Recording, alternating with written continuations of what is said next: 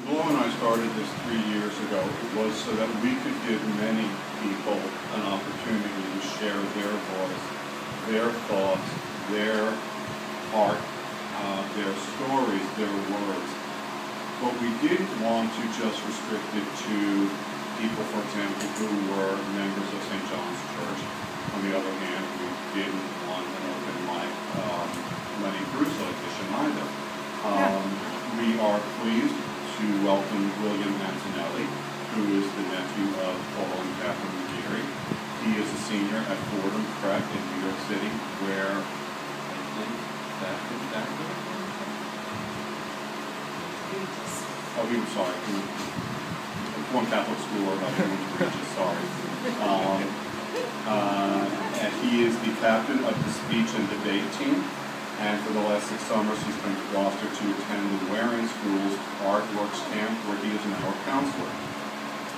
Besides reading, writing, and music, he enjoys the surf at Good Harbor Beach with his Uncle Paul.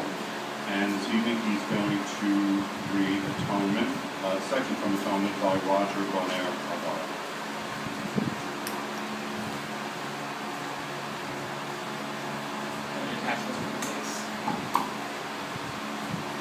So hello everyone, my name is William. As he said, I'm from New York, you know, Yankees, subways, all that.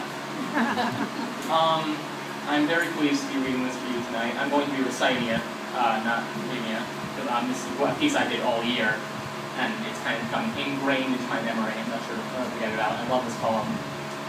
Before I begin, there's 2 terms in it you might not know. The first is Kol Nidre.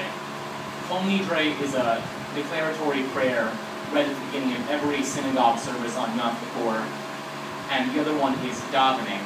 Davening is a word used in the Jewish religion, basically another word for praying.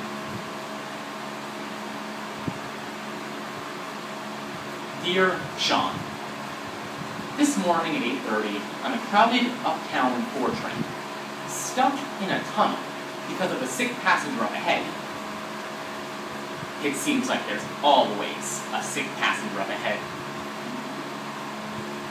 A woman gets interested in the cover of your book and asks, "Hey, what are you reading?" I say, poetry. She says, "Yeah, read me one." And the other passengers look at funny. This done-up, corporate-type black woman who wants a poem on the crowded train on the way to work. I'm not sure what to do, Sean. I don't want to disturb the other passengers. But then I think, these people are fine when crackheads sing songs and beg them for change. I'm just reading a poem to a woman across the crowd. So I start with your voice after death notes. And I get to the end, and she says, "That's it?"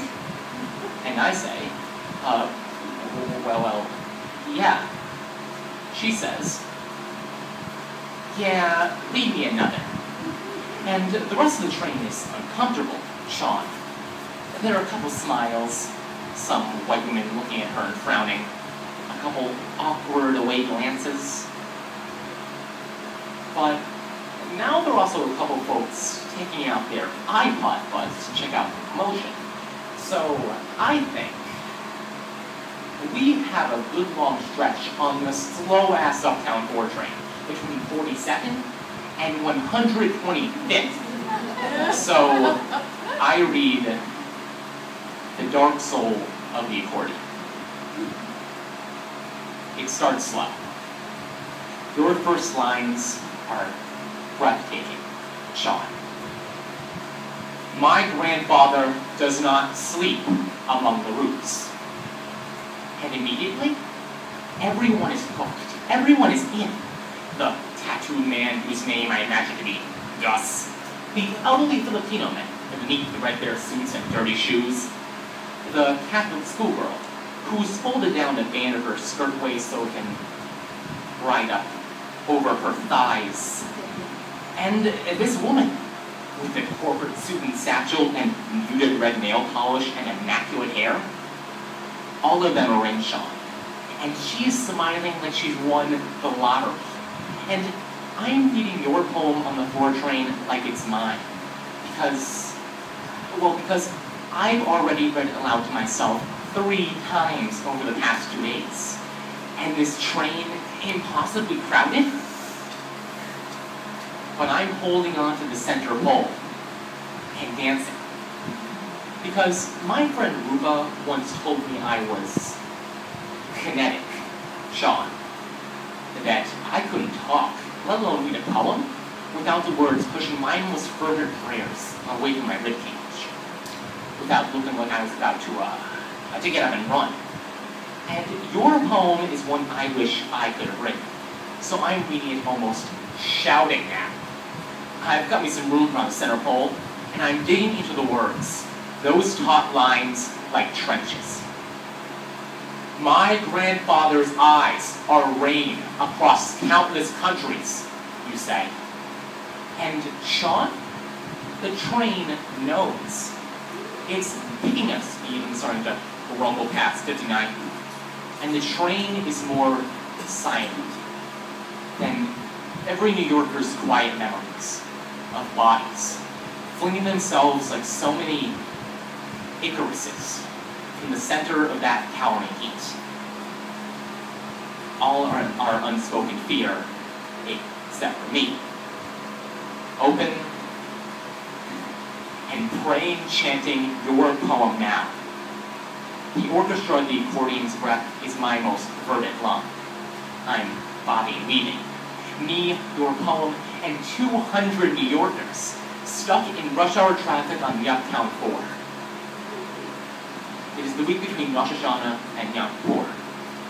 It is early fall. I'm never up this early in the morning, Sean, but I'm doing classes up at Fordham University, and I don't do these early mornings. But I'm glad to be up and busy, Sean, because it's work, and I'm heartbroken. I hurt her, Sean. I hurt her bad, and I just want to not know how flawed I am every second of every moment. So I'm glad Sarah has offered me this visit, Sean. Sarah once recited, drunk out of her gourd, Psalm 100, to me and 10 others in a bar over the jukebox, which I imagine was playing Prince, but it could have been anything.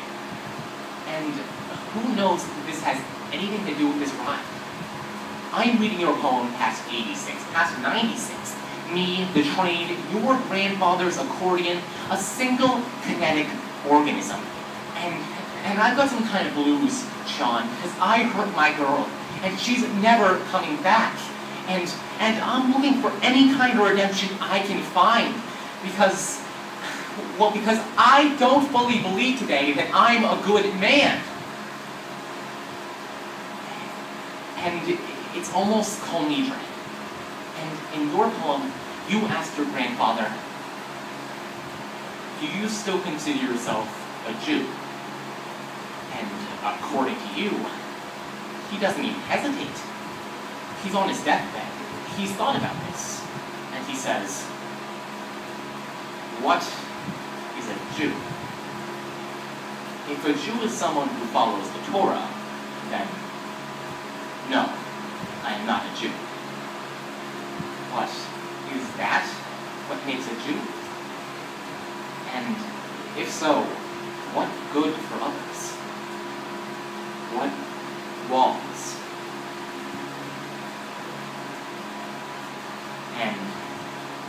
And now it's 125th Street, and there is applause, and I almost forget to get off.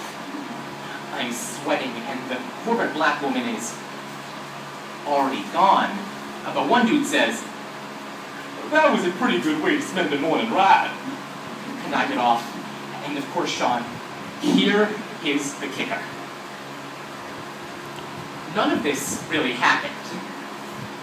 But it could, Sean. It could. If I can see my way clear to read a train full of people, your poem on Kol Nidre, I might be unclear. But of course, that's not exactly true either. A man can chase his own shadow for a long, long time before he knows anything. Your grandfather knew this. In the end, he followed his mother's voice out of here. What irony. What poetry, Sean. Your papa, a poet, the breath of an accordion. He's trying to free me on the 4 train. It's silent and I'm just sitting there. I'm breathing like I'm running. I'm with you and your papa, and I realize for a while my whole body is bending and nodding from the waist. The 2 schoolgirls, they're looking at me funny. Kinetic. And for a moment, Sean, it feels like I'm dying.